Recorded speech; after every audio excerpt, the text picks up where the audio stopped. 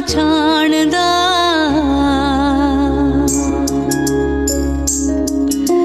ਬਿਨ ਬੋਲਿਆ ਤੂੰ ਸਭ ਕੁਝ ਜਾਣਦਾ।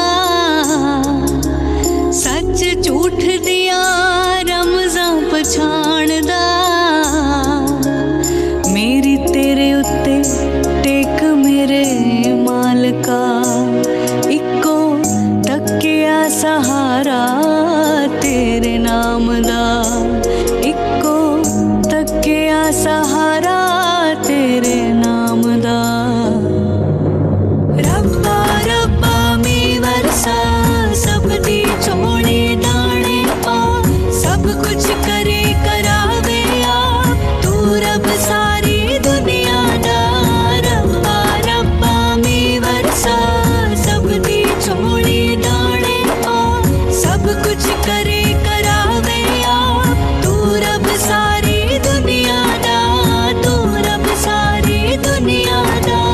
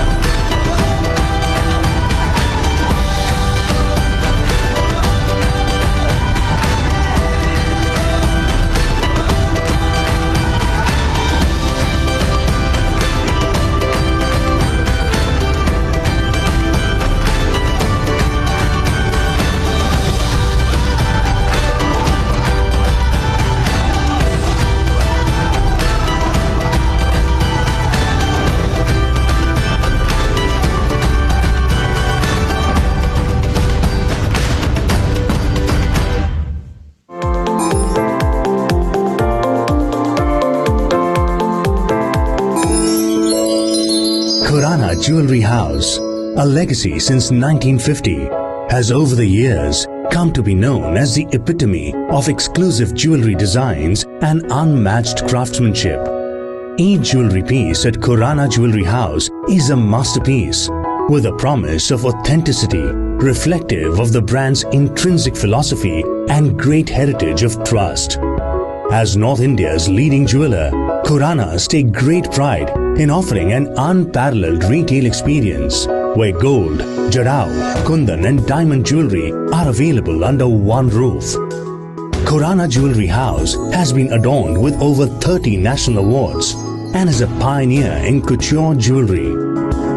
With a vision to see Indian jewelry spread its wings to capture the beauty of not just women in India but also women overseas, Khurana Jewelry House has established itself as a recognizable brand at a global level by collaborating with Bollywood celebrities like Kareena Kapoor Khan, Janhvi Kapoor, Kajol, Madhuri Dixit, Diya Mirza, Aditi Rao Hydari and many more.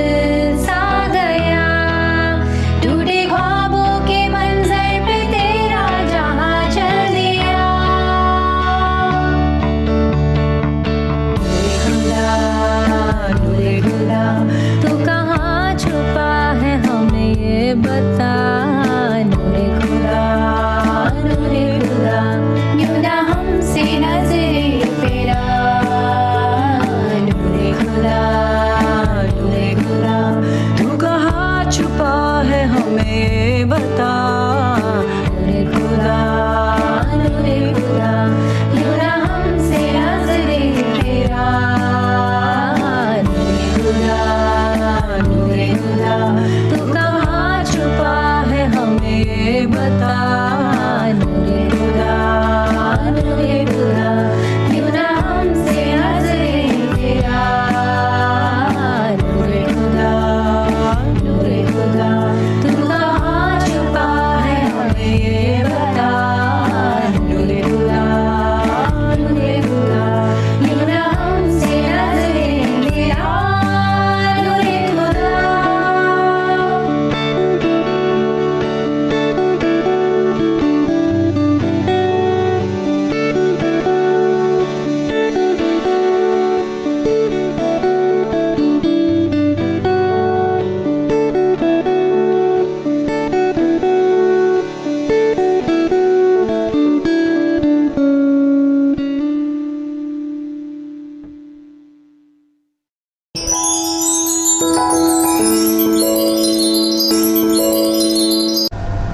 Hi, I'm Prerna. I'm Soumya. And I'm Drishti Khurana from Khurana Jewelry House, Amritsar. We at Khurana Jewelry House, in association with Vicky Flow Amritsar, are extremely proud and elated to host you all for Lockdown Minds, a candid conversation with Kalki Koechlin over mental wellness. You know, considering the current times with so much anxiety and panic all around us, we realize more than ever how important it is to talk about mental health and well-being. I agree. It's very important to be physically fit, but it is all the more important to be mentally fit.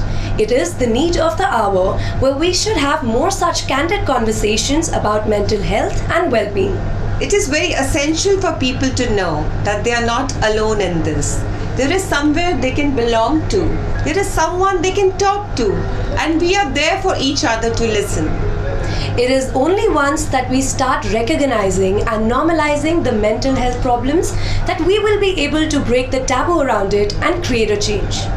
It's very rightly said by Fred Rogers. Anything that's human is mentionable.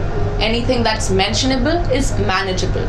Only when we start talking about our feelings, they're less scary, less overwhelming, and less upsetting.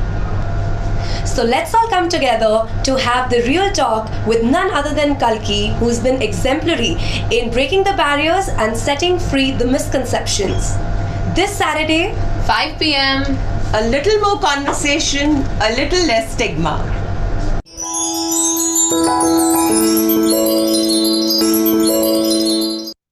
Hello and a very warm welcome to all the beautiful people out there. I am Priyadarshini, clinical psychologist by profession, founder of Care and Counseling, the Therapy Lounge in Amritsar, Punjab.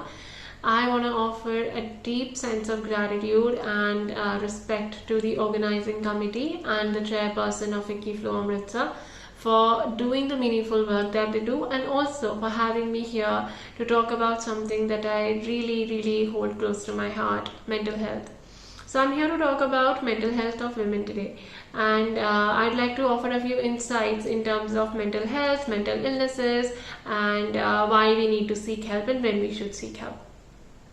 So when we say mental health, what we really mean? Well, mental health simply means the ability to modulate one's emotions, think rationally, act purposefully, connect with people around you in a meaningful way, find a purpose in life, and being able to bounce back from tragic life events.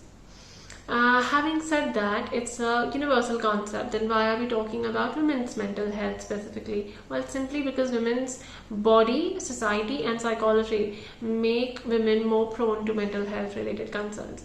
For example, a teenager female will start having her periods, and then she will have a monthly hormonal roller coaster happening inside her body. Some people experience PMS in various degrees, and the extreme form of PMS is called PMDD, premenstrual dysphoric disorder, which is an extreme form of premenstrual syndrome wherein you experience real bodily discomfort and emotional fragility. Then moving on, you have conception, which of course causes a lot of hormonal changes, delivering a child. Some people also go through the experience of postpartum depression, wherein your biology and hormonal changes after delivering the child induce depression. Then menopause is another known reason for causing hormonal disruption, which again affect our biology. So our hormones are constantly throughout our life changing and shifting and shuffling, which makes us more prone to any mental health concern. Our social structure is amazing when it comes to unrealistic expectations on women. We want them to be the best daughters, best students, best wives, best mothers. If they are working, then best workers as well. They are expected to strike the right balance between the home front as well as the work. They need to take care of their children's education, their extracurriculars activities, at the same time their playmates, their friends, their upbringing, everything, their husbands, meals, uniform, travel, work, and socialization is also women's responsibility. Family, in-laws, everything is of course there. So it's a lot that's been put on a woman.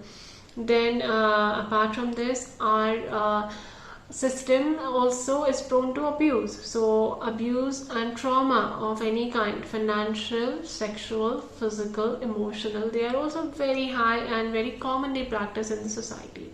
Women don't have the opportunities for growth, empowerment, financial decision making, autonomy, but the expectations from women are very high. So this disparity really puts them under a lot of pressure. Now, having said all this, there comes the psychology of women. So women are known to take more responsibility, and that's why people depend on them. They are the backbones of our society. If they don't get up from the bed one day, no one will go to school, no one will do anything. So women also feel responsible, very responsible for anything and everything, and there are things which are beyond your control, but they don't accept it or don't sort of understand that, and that puts them under a lot, immense pressure internally as well. So this internal and external pressure that they are feeling makes the perfect recipe for emotional discomfort, and yeah, that leads to a lot of mental health concerns. I'm gonna list out a few mental health problems, warning signs for you. Try and look for them in yourself or a loved one.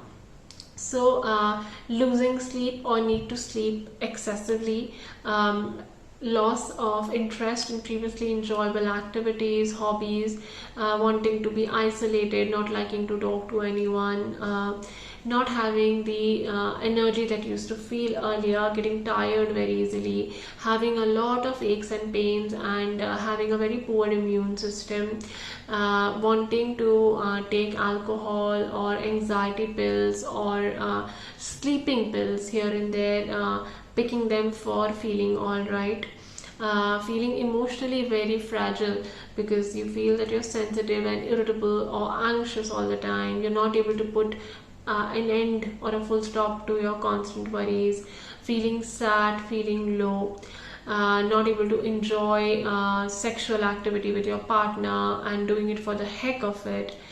So these are some signs which actually reflect poor mental health, and it warrants a psychological assessment. Statistics says 1 in 3 women are going through some sort of mental health concern. Now, if the statistics is so high, then why are we not seeking out help? Well, there are 2 reasons. One, we don't know where to go. So the answer for that is you need to go to a psychiatrist who's a medically trained professional to give you medications for your mental health problems, and to go to a clinical psychologist who's a licensed professional who is trained to help you out with your mental health concerns in a therapeutic manner, psychological manner. The second reason, however, is the bigger reason. It's not about not knowing where to go. It's about not wanting to go because of the fear of stigma. If I go to a psychiatrist or a psychologist, I'll be called weak, or I'll be called mad, or I'll be labeled with some kind of a mental health disorder. Now, depression and anxiety are real problems. They are real diagnoses. They are as common as cold and cough, which we all have experienced once, at least once in our lifetimes. So WHO, World Health Organization, clearly states anxiety and depression are extremely common. The problem is cold and cough would probably go on their own, but depression and anxiety won't. They require proper mental health checkup and interventions. So please don't let it go so bad and seek out help. As I said, you are the backbone of the society. Women are the backbone of the society, and if we want a good nation, then we need our women to be healthy. Please don't wait for others to make the change and break the stigma. Be the change makers. We are still the privileged section of the society. Let's take our pledge and let's do our bit. I am really glad for having the opportunity to have a conversation with you. Thank you so much for being the best audience possible. I'm handing it over to the chairperson now. Thank you so much. Good evening, and thank you, Priyadarshini, for sharing such important thoughts and this message on mental wellness today. What a perfect way to open this much needed topic of conversation in our society. Thank you for giving us your time. And now, with a heart filled with gratitude, I'd like to welcome all of you who've taken the time to be here with us today. Welcome Kalki, our Flow past presidents, GB members, fellow chapter chairs, their members, friends and family, dear sponsors, and my strength, my Amritsar Flow family, my members. Today, let's all together evolve as a community, widen our horizons towards the topic of mental well-being, and acknowledge mental health, the essence of being alive. Some of the most resonating phrases in the world with many meanings attached is "me too." That moment when you find out that your struggle is also someone else's struggle, that you're not alone and that others have been down the same road. All of us are facing truly challenging times with so much of uncertainty all around amidst a global pandemic. At times, we really don't know what to do or how to handle a situation. This one-of-a-kind show is brought to you to unlock our lockdown minds. Don't give in to the stigma. Let's talk, let's listen, and create change. And now, without further ado, I would like to request the IT team to begin Ficky Flow Amritsar's version of a soliloquy written in the voiceover of our dynamic executive team member, Drishti Khurana, followed by the most awaited monologue, The Lockdown Minds, by the actor par excellence, Kalki Koechlin. Let the show begin. Today is a reminder to all you Ficky Flow empowered ladies. You all have unique qualities in you. Today, your hearts will glow with wonder as you witness some of the greatest acts ever seen right in front of your screens. Beauties, just feel the beauty of life. Thoughts that held you back during the lockdown. It's time to let them perform before your very eyes. Some of the most bold and wondrous thoughts you've yet beheld. Don't be scared. Face them. Watch them as they face depths and heights, as they melt in fire and water. And it's time for you to overcome danger and fear. Let it go. It's time to feel valued. Find your true selves. We bring to you The Lockdown Minds, a specially curated monologue for the very first time on Ficky Flow Amritsar platform.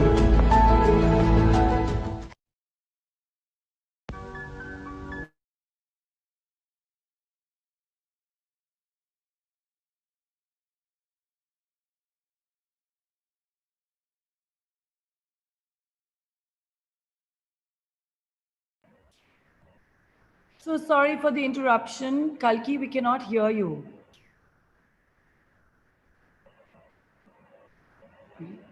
Muted. We take.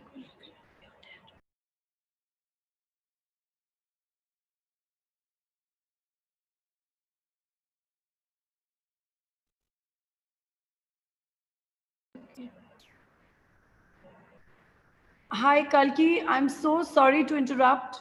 Hello? Hi, Kalki, can you hear me? Hi, sorry, there's no sound. There is no sound. Sorry, can we start all over again? We couldn't hear you at all. We still cannot hear you.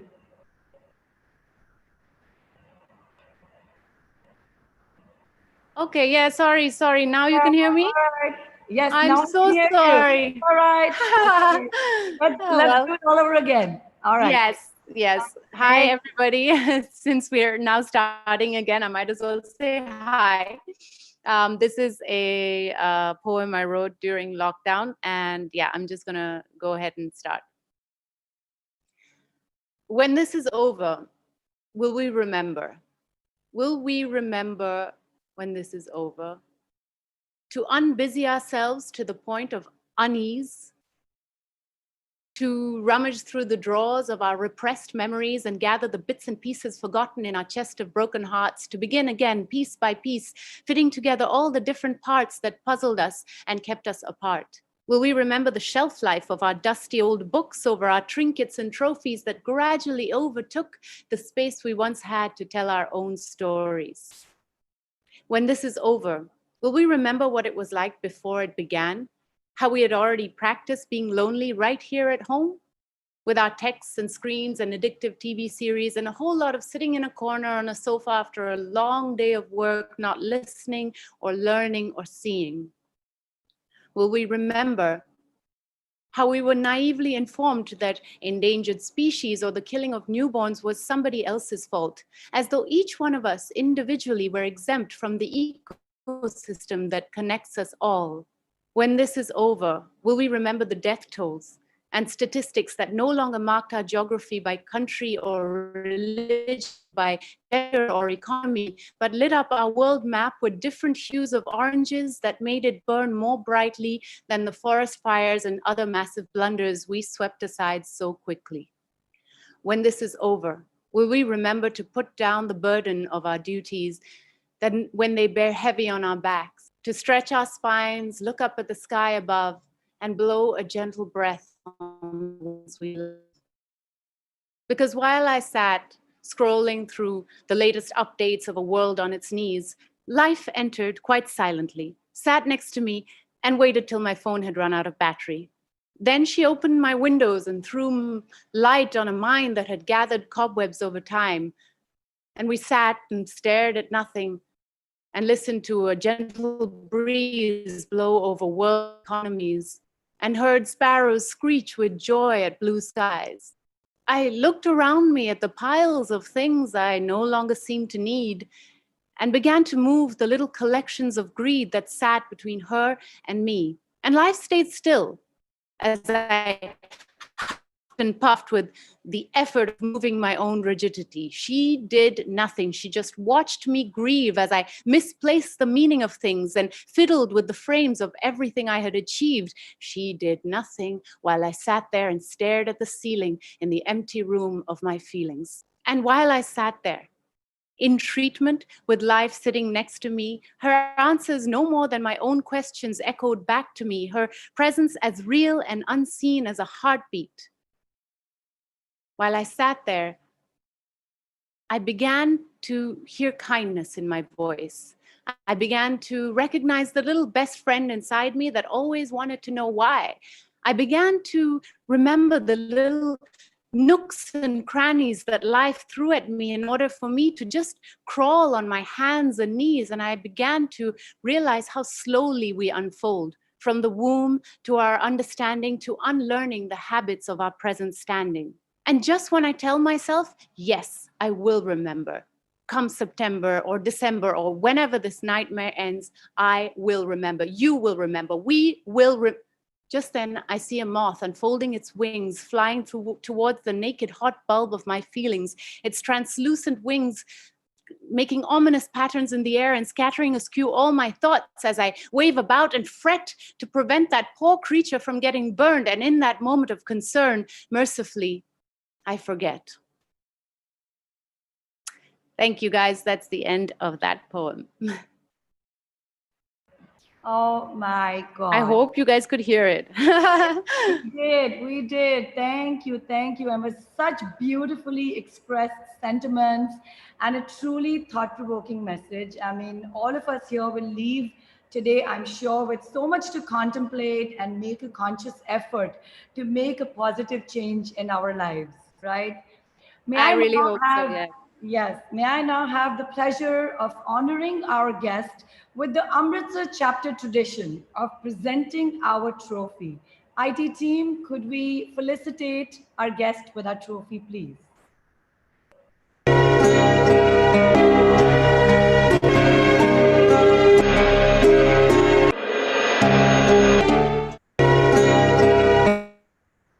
Thank you so much. Thank you. That's the best we could do virtually. It's pretty good. Thank you. And now, with all my heart, may I welcome Drishti Khurana and Soumya Pishoria, duo, the young blood of Flow Amritsar from Khurana Jewelry House, and a part of my executive team to host the show. Over to you, girls. Thank you to our visionary chairperson, Meeta Mehra, for such kind words. A very warm welcome, Kalki. On behalf of Fiki Flow Amritsar chapter, I, Drishti Khurana, and I, Soumya Pishoria, would like to welcome you to our holy city of Amritsar. Kalki, we are very excited and very proud to be hosting you today.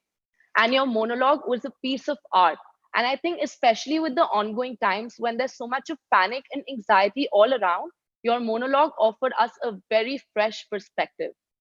So today we have a very interesting topic on our plates, a topic which is barely spoken of yet very essential, the topic of mental wellness.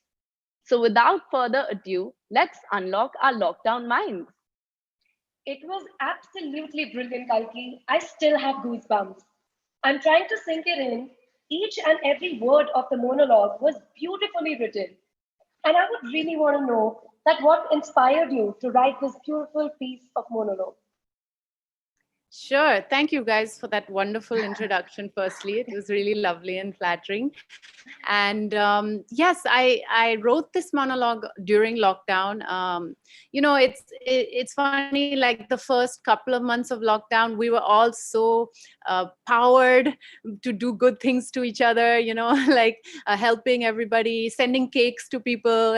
And then after like third month, fourth month, fifth month, you're like, oh my God, this is never going to end. And it really starts to get to you, the routine of it, doing the same thing over and over. And, you know, it's actually, we've ended up more busy in life because we're taking care of our domestic and our, professional lives at the same time. So there's no weekday, weekend. Every day is kind of the same. So I found that to be quite tough. And having a newborn baby on top of that was also a real challenge. And I wanted to write about how, you know, we keep talking about how this lockdown has changed us, and you know, we're going to be better people after it, or, you know, we're going to be more kind to each other. But I also feel like, you know, we always talk about it in future, like we're going to become better, or we're going. So my point was in the monologue was that now, here and now, this is what matters. And so, you know, at the end, when I'm like, will we remember this? Will we remember that? But at the end, I'm like, the only thing that matters is that this moth doesn't get burnt. At this point in time, what can you do to make things better, your own life and life around better? So it's about being in the moment. And I think that this time is really teaching me, especially having a newborn, that you cannot be somewhere else. You know, you got to be very attentive to what's happening in front of you. Very true. That's That's beautifully explained, Kalki. And like how in the monologue you said that we must remember life once everything is over. So I believe that like we should remember life. It's very well expressed. Thank you. Thank you. Right. So, Kalki, depression still being a taboo and a lot of stigma revolving around it. There are times that a lot of people have feelings of shamefulness, embarrassment, or guilt to talk about their struggles, right? However, you have been very vocal in talking about your struggles in an attempt to normalize it and also to let people know that they're not alone. So, how do you think it helped you personally and in bringing about a change? I think talking about my own issues helped me, on a public, because I have talked about my issues with various therapists and things, but to talk about it on a public platform helps me realize how many other people are in the same boat as me. The amount of support I've gotten, the amount of letters, personal letters people have written me about their experiences, especially after I did my podcast. I did a podcast talking about child sexual abuse. And after that, my own manager came out to me about his abuse as a child. So I felt really there are people out there, and there is a strength in numbers, and there is a strength in knowing that you're not alone. And listening to other people's experiences and how they got out of it can help another person also get out of it. So I think that's important to share stories. Absolutely. I think it takes a lot of strength and courage to especially speak about your own problems. And when iconic people like yourself come and speak about it, it just gives people a sense of security, just a ray of hope that, they're not alone in this, that it's okay. It helps them just normalize it, right? Yeah, absolutely. I think it's very important that, we are humans as well. We're not sitting somewhere cut off from reality. Some of us maybe can be. Sometimes we forget reality, but we are very much based in all the normal problems of human beings. So it's very important that people relate to that side of us as well, not just to the glamour or the beautiful side. Absolutely, That's very absolutely. true, yeah. Very true. So moving on to our next question, it's actually a fact that women are twice as likely to be prone to depression than men. And some mental health problems are specifically related to just women, such as PMS, PND, PMD. However, we are barely speak about it and recognized. Have you experienced any of these personally? What is your thoughts on the same? PMS, of course, on a monthly basis. I think we've all experienced that at some point. I don't know what the other two were that you mentioned. But I do know about postpartum depression and, of course, even pregnancy. During pregnancy, the kind of hormonal changes that you see. I mean, that's very recent to me, to my experience. And I can tell you that it's one hell of a ride. Your body is going through so many changes, and you no longer know if you're yourself anymore. You don't know if it's your hormones doing the controlling or you're doing the controlling of your mind. So it is quite a tough time. And even postpartum depression, I mean, I didn't have anything severe, but you are sleeping hardly at all in the first few months, and you kind of are completely exhausted, and yet you're really, really happy about your baby. So it's like this strange swinging between really happy and really sad. So I totally think that women, because we have to deal so much hormonally with a change in our system, because we are the biological reproductive system, we do have these monthly ups and downs, and we have to be very aware of them and educated about them in order to realize, okay, what date is it? Okay, this is that week. Okay, this is not because he's being mean to me. This is because I have some chemical imbalances going on this week. So if you start, I used to get my journal out and start having a timing of when I'm going to get my period. And so you start to understand, okay, there is a pattern here. There is a reason why I'm low. So yeah, I think it's good to be aware of those. Definitely, for sure. Let's move on to the next question. Though. Sure, Yeah. sure. So, Kalki, in today's times, we can say that mental health can be tagged as a rich man's problem, because the access to mental health treatments is comparatively more expensive, whether it's going to a psychiatrist or a therapist, right? So, why do you think that exists, and what changes do you think are required in the system? I think mental health is still seen as a bit of a taboo. We live in quite a patriarchal society where boys don't cry and they're supposed to just handle everything, and women are not supposed to also like talk about their problems. So that has sort of seeped into society, and only when you know allows you to survive out of that. So it's a sad thing that we don't have like a good welfare system for mental health, and I think that we really need that. A few countries, like I know, like Norway, for example, a few countries are really supportive of mental health as much as physical health, and we need to start seeing it as much as any other physical ailment. And I think that's going to take time, and it's going to take a lot of NGOs and people coming together and talking about this issue. Absolutely. I think there's a complete shift in paradigm that's required to bring in a change in the system, especially, like our public health systems need to be more equipped how they are in, as you mentioned, most of the European countries, right?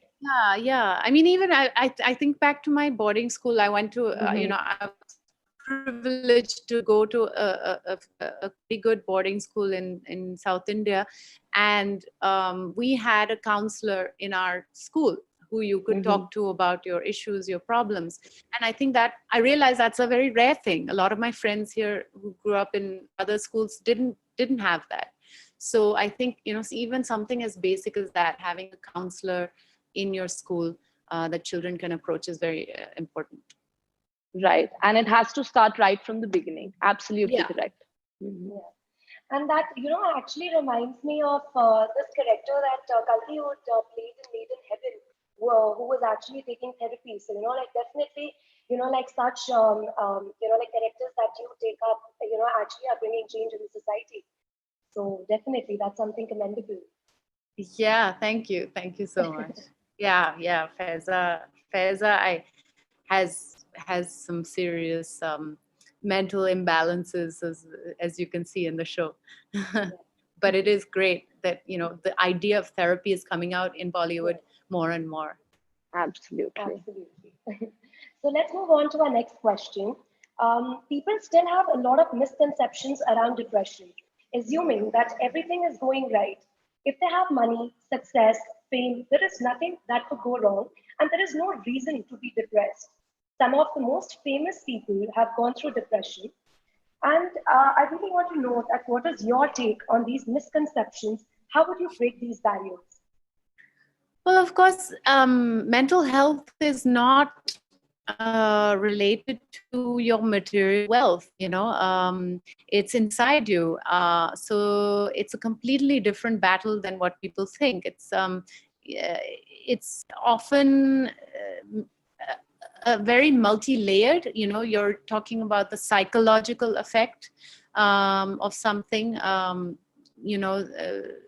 People who are in the limelight, for example, have to deal with the psychological effect of having a lot of attention on them, having a lot of praise, but also criticism of life being, extremely swinging from one way to the other of it. So that's one thing that people with fame have to deal with on a daily basis, as well as the fact that mental health can be literally chemical imbalances in your body, which you just don't know about, where some people are just more prone to be, sad or angry or, anxious. And those can be balanced out with the right medication. So it's always a holistic thing. It's not just one problem, that makes someone depressed. It's a whole layer of different issues. Yeah. So definitely, like how they say, the only battle is the battle within. So definitely, like one needs to be mentally very strong to, like overcome these things that are, like available on the surface. Like material things don't really matter. Like it's all that comes from within. Yeah. Yeah. Yeah. Yeah, I mean, Right. many times your exterior situations can influence your interiors, but it can happen the other way also. What you're thinking can have an effect on how you treat the rest of the world. Absolutely. Kalki, very truly said by you. I think depression and mental health problems overall could be an amalgamation of a lot of different things, right? Whether it's Yeah. your biochemistry, your environment, your psychology, and even genetics. As you Yeah, mentioned, some people are just more prone to it. absolutely. Yeah. Correct. Yeah. So, speaking of that, that's reminding me of a very cool movie, Inside Out, that we'd seen really long ago. So it talks about the, Very good movie. yeah, right, the imbalances that happen in your body, the chemical imbalances that happen in your body that ultimately lead to a mental health problem, right? Yes, yes, Yeah, absolutely. Yeah. yeah. Yeah. So, talking about movies, we've spoken about Inside Out and your character, Faiza, in the very iconic show, Made in Heaven. So, Kalki, my next question would be that, with evolving times, we have seen that the perception and the depiction of mental health problems has changed with cinema, with movies, and various forms of art. So, how important do you think that really is?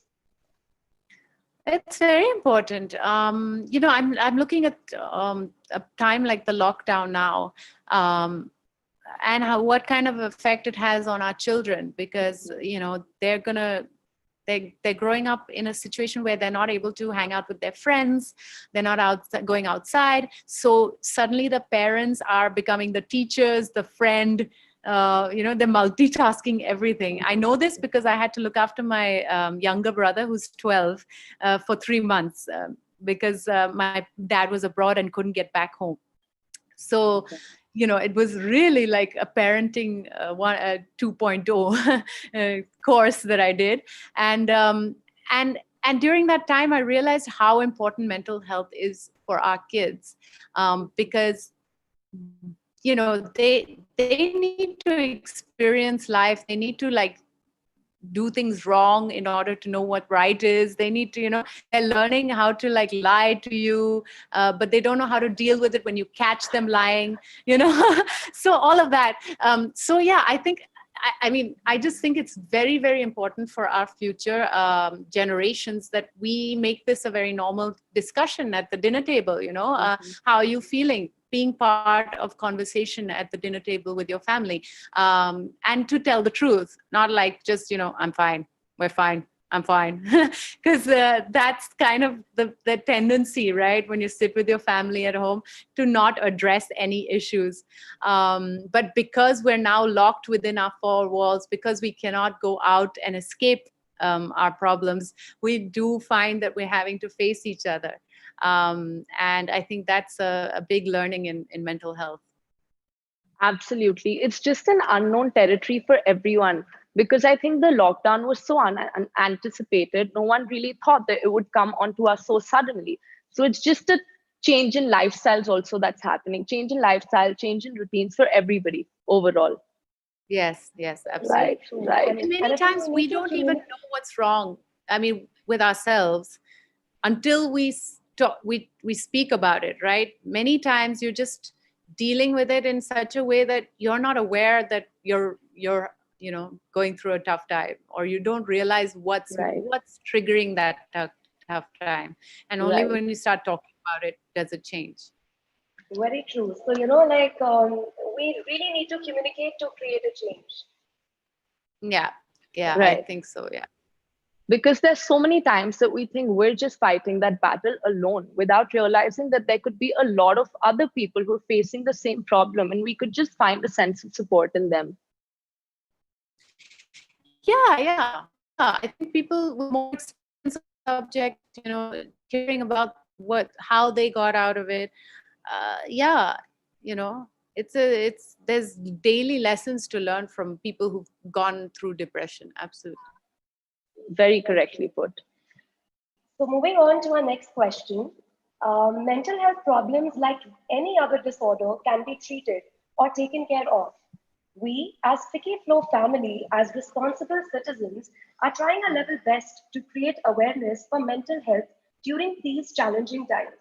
What are the ways that you, Kalki, could recommend to people to take care of their own mental wellness and for people around them? So there's a as I said, a gamut of different things that affect your mental health. So firstly, I would say look at your physical body and what you're doing to it. What are you eating?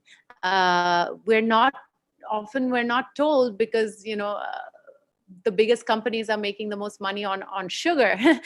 So we're not told that too much sugar can affect your mental health, or too much of any sort of indulgence in food. So getting all your vitamins right now, for example, I am feeling extremely exhausted and I've been really struggling. And so I went and checked with my doctor, and I have a low iron, like an iron deficiency. And it was 2 weeks ago, and already because of the iron supplements, I'm feeling so much better.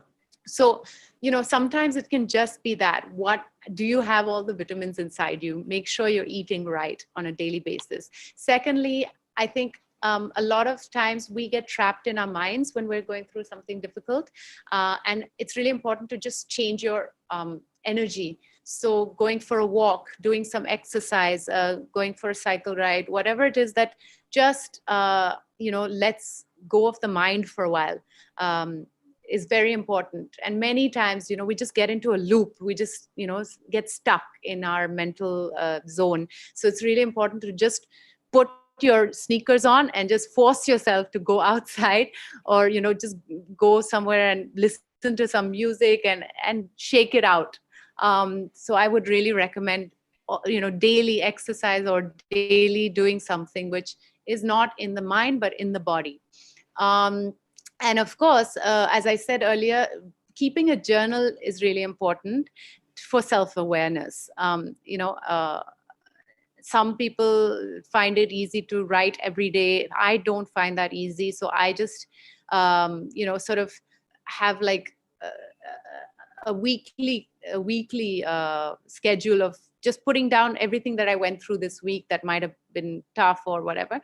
And so when you look back at it months or years later, you start seeing, oh yes, wow, now I understand why I kept going into those kind of relationships, or why I kept complaining about this problem or whatever. So you start becoming much more aware of yourself. These are 3 things that I would really recommend. Those were some wonderful tips, and I'm sure we all are going to take those back. Yeah. Very correctly said by you, Kalki, that a balanced lifestyle, a good nutrition, a good sleeping pattern, everything contributes to your mental wellness. Yes, absolutely. Yeah. And you mentioned something about maintaining a journal, and I've been hearing a lot about it. I think it just helps you vent out your feelings as well, and also when you go back, you realize the patterns that you were probably roaming around in. Yeah, there was it's almost like reliving your memories as well, so it's yeah, like how you can actually go through them once again. Yeah. Yeah. So there was an exercise my therapist made me do at one point in my life when I was going through a lot of anger issues. And it was basically that every night for 15 minutes, I had to write nonstop, right? It didn't matter what I write, didn't matter, whatever the first thing came into my head, I have to write for 15 minutes. And then she said, after that, just go and burn that paper. So I was like, what's the point of this exercise if I'm going to burn it? And she said, there's so much junk in your mind that you need to get out. And once you got rid of all that junk, then the real issues start happening, So many times I feel we have an issue which is silly. Like, recently I've been trying to make cakes and I've just not been getting my cakes right. Like the batter's not been rising right and whatever. And so the other day I had a proper breakdown. I was like, I just can't even make cakes properly. I can't make cakes. It's the simplest thing. Why can't I make a good cake? And then, after I finished that tantrum, I realized that underneath it was the fact that, I'm too busy right now to be able to to really focus on my career. I'm very busy with my baby. So I'm getting all these frights about, how will I go back to work and, all those anxieties. But it manifested itself in the cake. So sometimes you just need to get rid of the manifestation before you realize what's going on deeper inside. As your therapist said, scribble it out and then burn it out. Yes. Lovely, lovely. So Kalki, we've honestly been mesmerized by you playing the ukulele, for your baby, those lullabies, the small songs that you sing around. We've been absolutely mesmerized by it. We've seen it all over social media. Yeah. So I wanted to ask you that, are there any lines or any song that's been your sense of support during difficult times? And would you like to sing it for us today? Sure. I'm not an expert at the uke, so I have to apologize to the entire audience. But That's okay. I actually started learning the uke when I got pregnant as a sort of way to bond with my baby, because they say the baby can hear when it's in the womb. Right. So I thought I'll start practicing, and it really calms her down, the ukulele. So there's many songs. There's one song that I've just learned, which is from it's by Audrey Hepburn in Breakfast at Tiffany's. She sang the song, definitely. Moon River. So it's a beautiful song, and it's about traveling the world, and I feel like singing it just because we're all locked down, and it's nice to dream about travel again and appreciate human contact and human cultures. I think it's so important to exchange different cultures with each other. So let me just sing that. Now I'm gonna put the mic down. I hope you guys will be able to hear me. Sure, it's audible. Perfect. Tricky thing because of the you can hear me, right? Yes, good to go.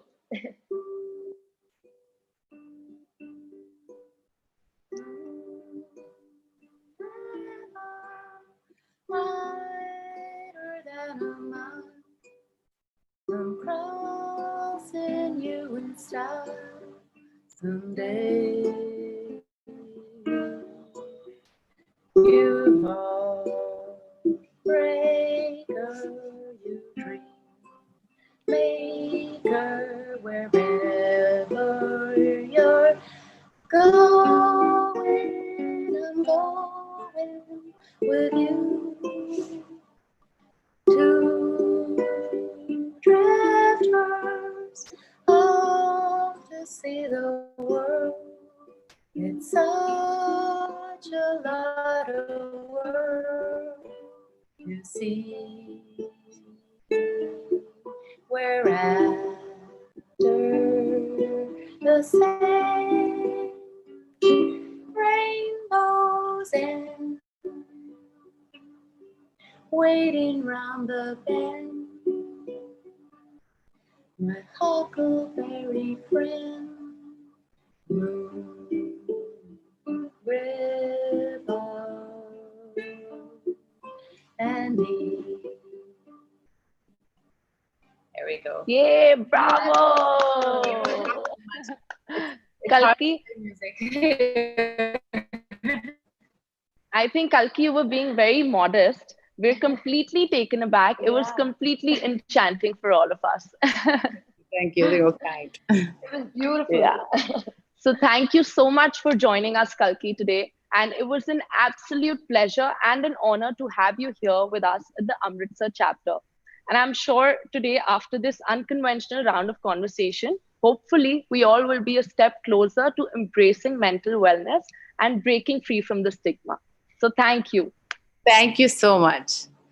Thank you. It's been a pleasure. I wish I could come in person to Amritsar. It's my dream. I still haven't been to Amritsar. So I would hope that one day that will also happen. But in the meantime, it's great to be virtually with you guys. Absolutely. Very true. And once things normalize, we are actually the Ficky Flow family is actually waiting to host you here in Amritsar.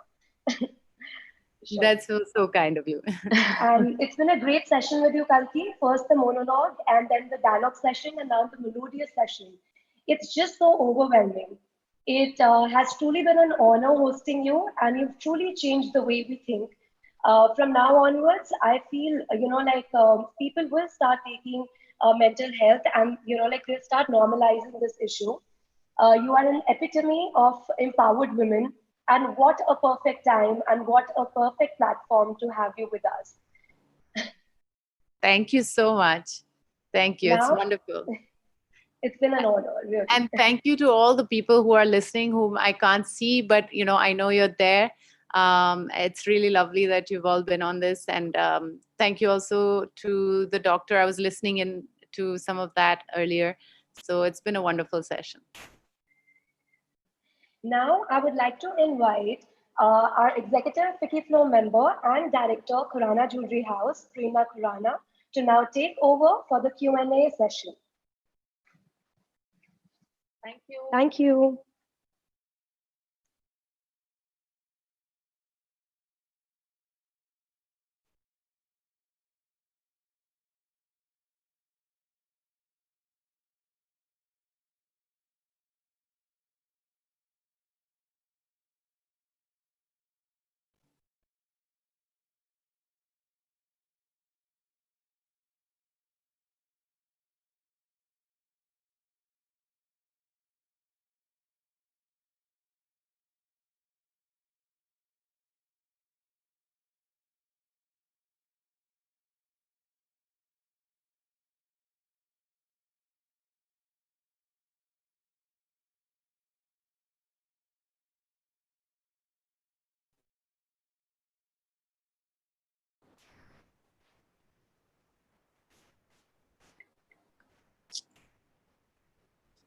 Thank you, Soumya and Drishti. Hello, everyone. Hello, Kalki. Hi, how are you doing? Great. What a wonderful monologue and what an equally Hello. insightful conversation. I'm sure a lot of the people of us would have related to this entire session because probably we might not have spoken about it. Okay, there's some technical glitch, I guess.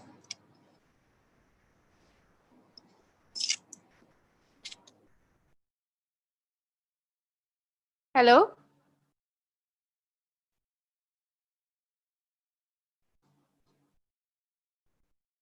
Hello, hello, hello. Hey, hi. Hi, Meeta. Can you hear me? Yes, I can hear you, but I think we lost Prerna.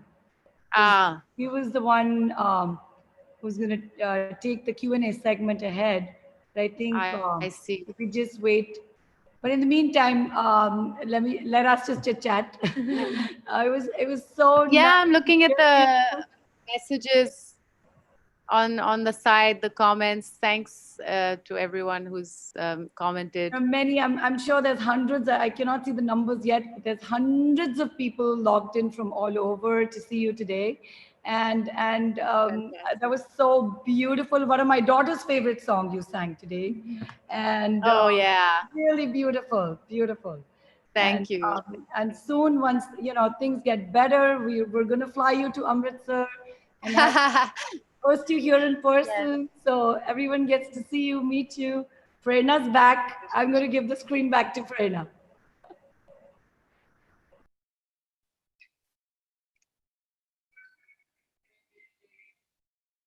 I hope I'm audible, Kalki. Yes, Prerna, you're good to go. You're good to go. We can hear you. Okay. So what a wonderful monologue and an equally insightful conversation, Kalki. I'm sure a lot of the people would have related to this entire session because we might not have talked about it in open to anyone, but we all would have thought about it at some point in our lives. So, and also I think that this brings to so many other questions which are popping up in our mind. And we would want to take this opportunity to be on one-on-one with Kalki and let us know about her views as well. So before I start with others, I would want to ask the question myself. So Kalki, considering that you've been through your share of mental and emotional struggles, and now you are a new parent yourself, what is one thing that you would want parents in particular to take care of while upbringing their child so that they can ensure their child's mental well-being? That's a great question, Bina. I think that there's lots for us to learn. I'm still a very young mother. I mean, I'm not so young, but I'm I'm a A new new mother, one. new Yeah. mother, and I'm learning every single day. Just I think being present, as I said in my monologue, that's what I'm dealing with right now. Of not thinking so much about the future or the past, but really being in the moment right now. And I think we need to give that kind of attention to our children. More and more, we're seeing all our kids on their, laptops and their phones, and less are we interacting with them. And I think that there should be some sacred time with family. There should be that time where you guys sit down together. Maybe it's when you eat your meals, or maybe it's Sunday afternoons or whatever. There should be that sacred time where you really just hang with your child without any expectations, because we live in a world of where we're only rewarded for our expectations. We're rewarded for our successes, but we're not taught how to deal with our failures. And I think it's really important that we as adults allow our children even to see our failures, to talk about them, because when you open up about your life to your child will automatically open up about their life. So instead of asking them what's wrong, you can say, hey, I'm having a tough day, this is what I'm going through. And then they feel like, oh yeah, Yeah. I mean, they just feel much more at ease. So I think having that time with your child is very important. And yeah, truly said. I think being a mother myself, I think we should be teaching our children to not to be perfectionist. That leads them to further, like they're not accepting their failures or going into depression. And for being with them and striking a conversation with them all the time, I think that's most important, being very friendly with them. Yes, yes. Yeah, so that's really beautiful. Thank you, Kalki. That really makes sense. And I'm sure everyone is going to take a lot of help from that, the parents already and those who are going to become parents. Okay, so already moving on, we have Mukta Jain asking you the very first question, Kalki. Mukta Jain is prestigious national past president of Wiki Flow. Over to you, Mukta. Hi, Kalki. How Amritsar Flow Chapter. You all have done an amazing job, and this program is very, very close to my heart. And Kalki, you've been very, very warm, very inclusive, and you've done a lot to destigmatize this whole thing about mental health and being aware of depression and its other related issues which go with the person. But I would like to ask you a very simple question. In India today, there is a lot that is being done about this mental wellness and depression and its related problems. But in the older generation, still there is a lot of stigma, A lot of us are very open and willing to talk about it. But yet simultaneously, there are a lot of us who are not willing to open up to talk about it, like you said, as a family. So when you can't do that, you can't go to the next step of getting professional help.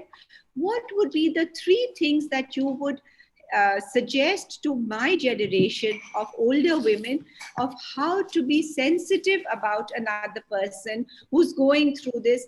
How do you understand that somebody is going through it? So over to you. This is a wonderful question, and it's something I struggle with personally because, if I mention therapy to my mother or father, they're like, I'm not crazy, okay? What are you talking to me about? I'm not crazy. I'm like, yeah, I know. I'm not saying you're crazy. I'm going to therapy. So, there is that stigma with the older generation of just, if you're going to therapy, you must be crazy. And what is crazy? Craziest, tough tough things going on in your head, and we all have those moments. So if I have to say anything to the older generation, it's that you're not crazy. That we are all very vulnerable people, and luckily we live in a society today where we can know more about this, both from a scientific perspective and from a psychological perspective. There's a lot more research than there was 30 years ago. So, trust the experts, speak to the experts. Secondly, our own family the most, our own family members. And I think it's very important to step away and get an objective perspective. If you're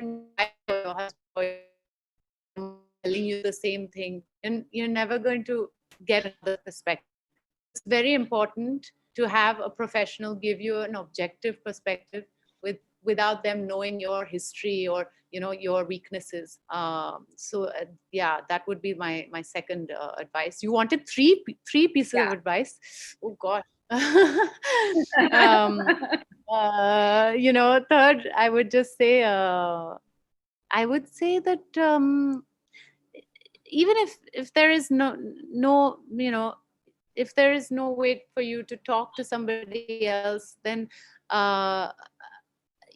sometimes therapy can be in a physical activity, something that you never got to do in your life but you loved. I know so many people of my parents' generation who played a musical instrument, but then they got into their business and they got really busy and they completely left the band that they were with or whatever. So allow yourself that time to indulge in something which might not be rewarded with materialistic success, but will give you something else, some artistic pursuit that you never got the chance to do or that you wanted to.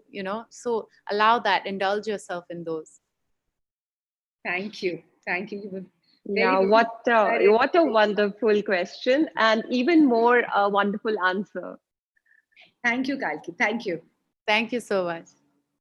Yes, Kalki, it's rightly said, like when she was talking about this generation, the older generation, and once a person who needs counseling or goes to a psychologist, I think even if the entire family is called upon for a session, for a counseling, it makes most of it. Like they do prefer the family to come along. So that's why the older generation also has to, know about it and more be open about it. Yes. Okay, so moving on to our next question, which is by Pooja Garg. Pooja is a dynamic current chairperson of Lucknow chapter. Over to you, Pooja.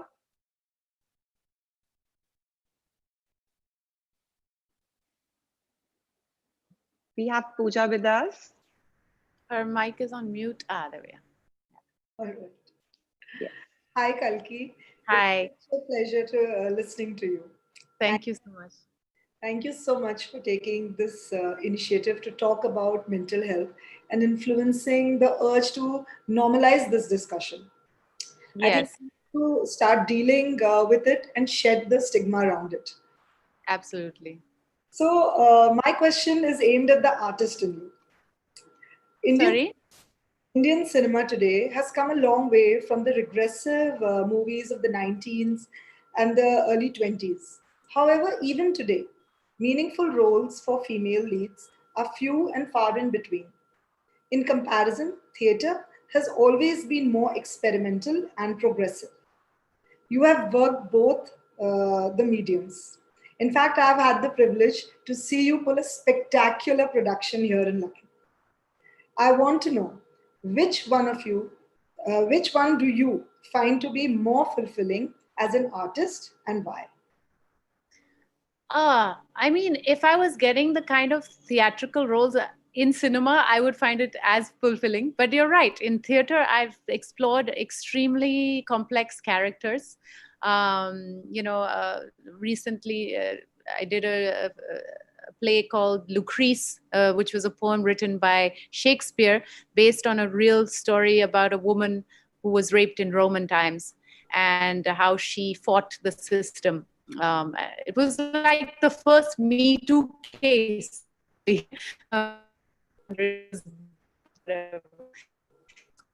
feel there is a lot of that potential in our cinema, and it's happening slowly. I'll cite an example like Delhi Crime, where Shefali Shah has done such a fabulous job in that role. And I feel that we need to see more women on screen doing these kind of roles. And the only way is for us to tell more realistic stories, which is starting to happen because of the web, and I guess, you know, it's just easier to get more content out. But I, for now, I would say that theater is my heart, is where my heart is. Yeah. Thank you so much. And I look forward to seeing more of your plays in the near future in Lucknow. Yes, I hope we can come at some point. Yes. Thank you so much. Well, that was a very good one. And we shall hope for that soon, Kalki, in Amritsar too, hosting you here for a theatrical performance. Okay, moving on, we have Akshita Buddhiraja, who's a successful entrepreneur and director of Aureka Spices from Ludhiana. Over to you, Akshita.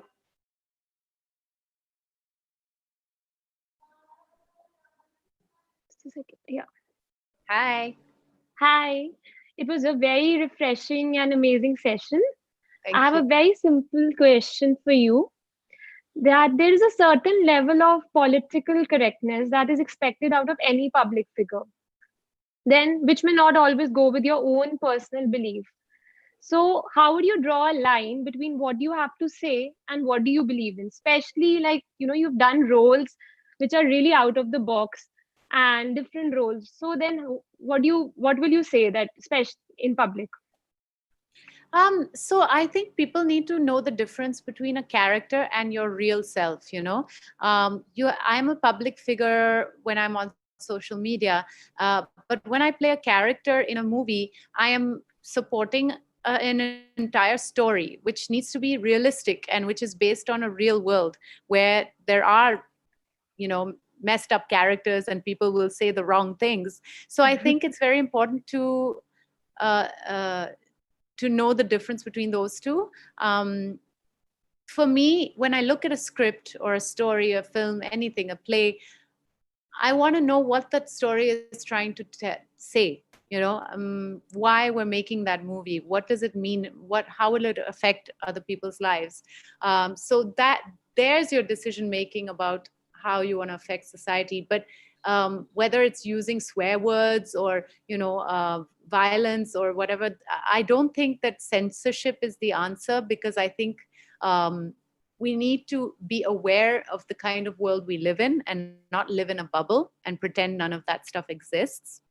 But I also, when you're on your social media, there's a certain amount of professionalism or respect that you need to show to other people. I would say that I wouldn't want to say anything that I wouldn't say in real life. If I was on the street face to face talking to you, if I can't say that to your face, I shouldn't be able to say it on social media. You know? That was a very nice answer. Thank you. Thank you so much. Loved it. Yeah, very well said, Kalki. We are moving on to our next question, which is from Aarti Khanna, who's a versatile entrepreneur and a flow member from Amritsar. Over to you, Aarti. Hi, Kalki. Hi.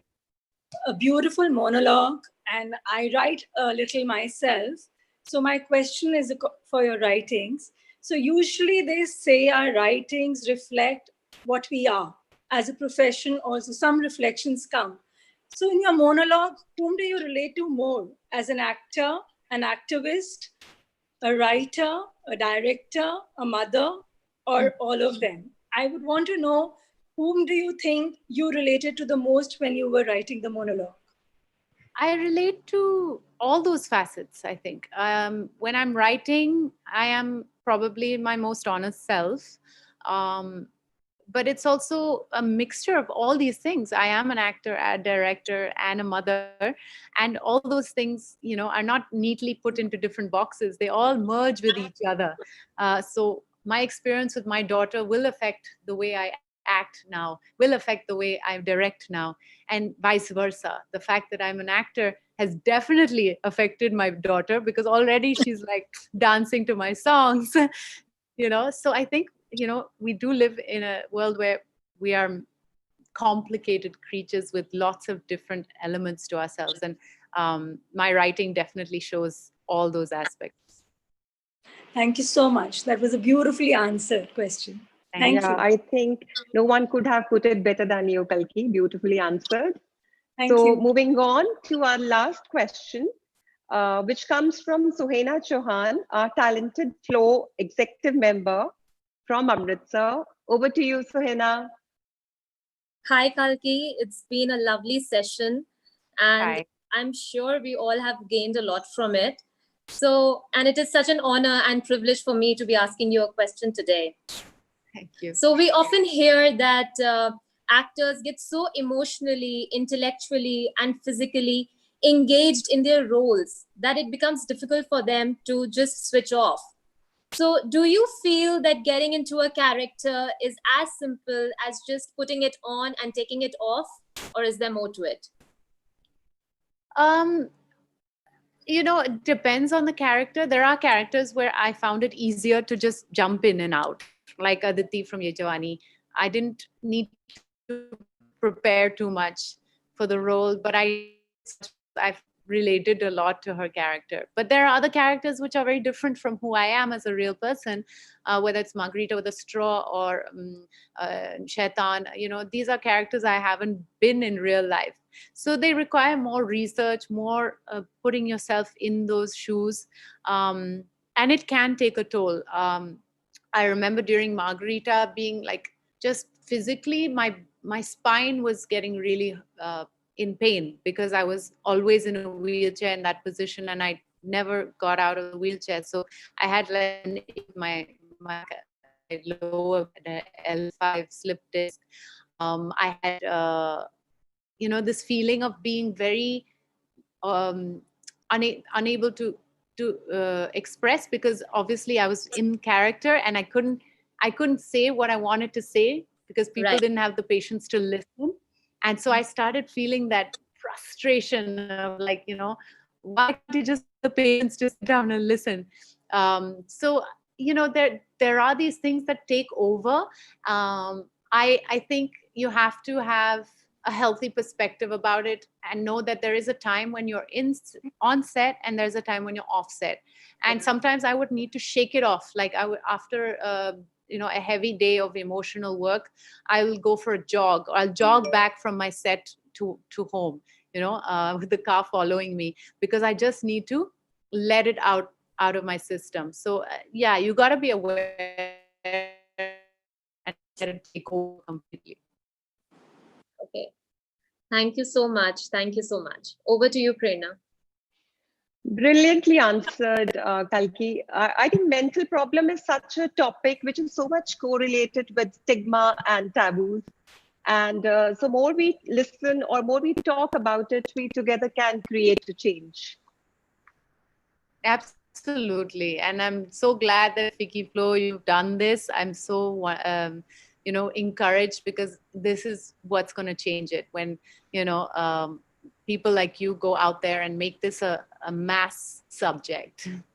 Yeah, true that. So that brings to the end of our session of question and answers. I hereby invite Meeta Mehra, our chairperson, again to take over from here and to culminate and give you a vote of thanks. Over to you, Meeta. Thank you, Prerna. What a remarkable show. Oh my God. Thank you, Prerna, Drishti, Soumya, for such a fabulous, candid talk on unlocking our lockdown minds.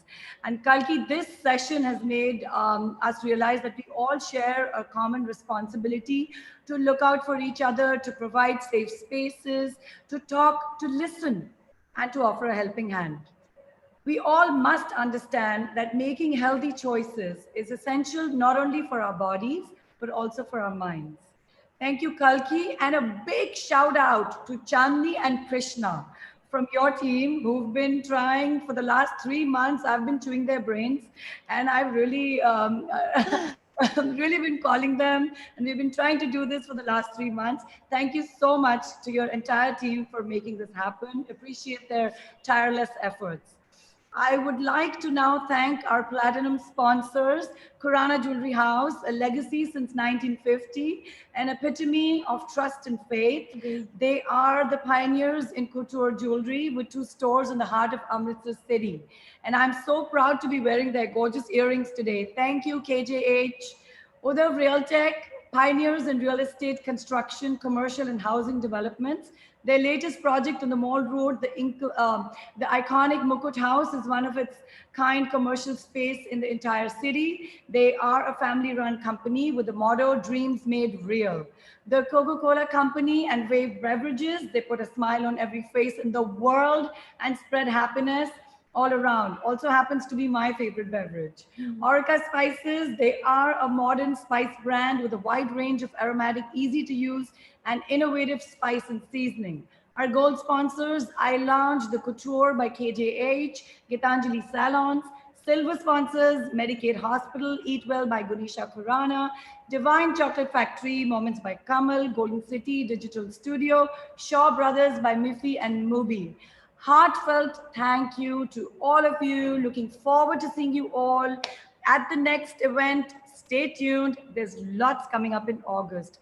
Kalki, thank you so much for being with us today. This was, I mean, I can say this was a much needed topic, and thank you so much. I mean, all of us have taken so much back from this event today. Thank you for being with us. Thank you so much. Thank you so much, Nita. Bye for now. Thank you. Bye.